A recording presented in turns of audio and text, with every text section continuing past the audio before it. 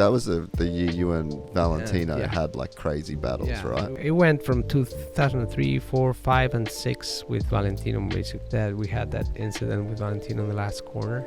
He didn't get no punishment or nothing, and then I started to lose my faith in the sport. It's just gonna be this. Very easy.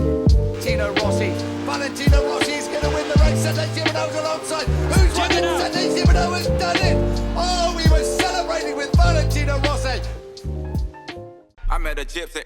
Is it impressive to you how Casey was able to deal with Valentino then? Casey is one of the super talent guys I've seen. Super talent guys. It's how he rode. I think, to me, Casey was, I would put him in the top guys that I've seen riding a MotoGP bike. Just pure speed, talent. Everything. Yeah, everything. Super. Outstanding. Super. I'm not sure if you would have listened, but did you listen to the podcast with him? No. Oh, so I'll send it to you after this. Okay. So he did the podcast a year or so ago.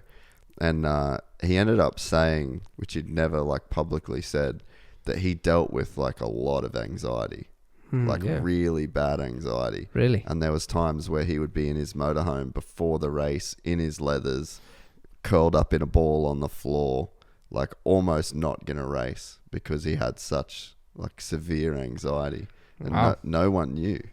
And it ended up going everywhere. Like people posted it everywhere once he said it. But does that surprise you to hear that when like you would see the way that he would ride and like the things that he was able to do?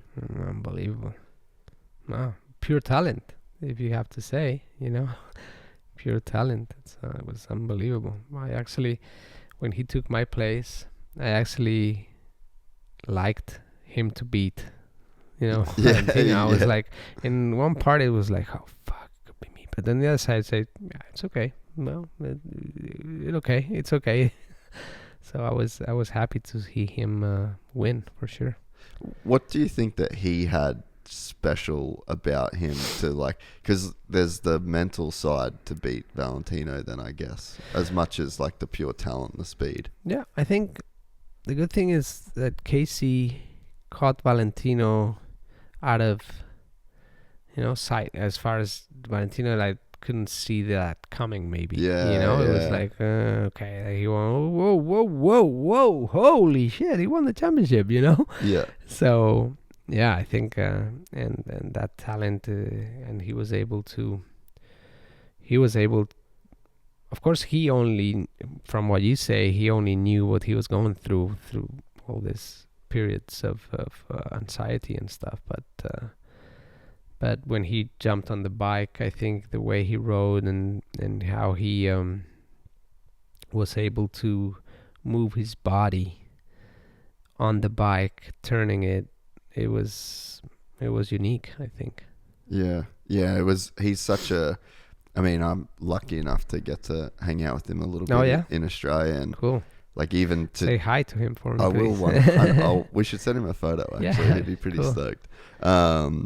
But yeah, like when you we'll just go ride motocross, and he has like this crazy analytical mind where he's always thinking. Like it's like he thinks his way around a track at such like a deep level, and I think that that's almost got to be such a huge part of his success as well. Was like he had like an obsessive mind about the motorcycle and the track. I don't know, but I don't know him much for sure because I retired and then he came in, and I've never been able to have a relation with Casey. But from what I've seen and his family and how he's been dealing with things, and how he's been very sincere with when he's talked about things and everything, I think he's an authentic guy, and I admire Casey for sure for his professional, but also I would say,